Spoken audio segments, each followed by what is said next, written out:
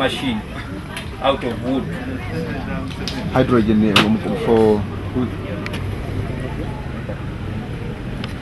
Trade fair ye sente emu gyogendamu n'ofuna buli kintu kyonna kye weetaaga. Ye sente emu oyingira buyingiza oli mu gate owengoye n'omulabako, ow'amata n'omulabako, aw'ebyuma n'omulabako, ow'amabaati n'omulabako, ow'akajjansi n'omulabako, n'ow'ebirime munfuna. N'olwekyo a trade exhibition is very important to every country. Kati nze nkubiriza abantu basobole okujja mu bungi balabe bayige baddeyo bakole.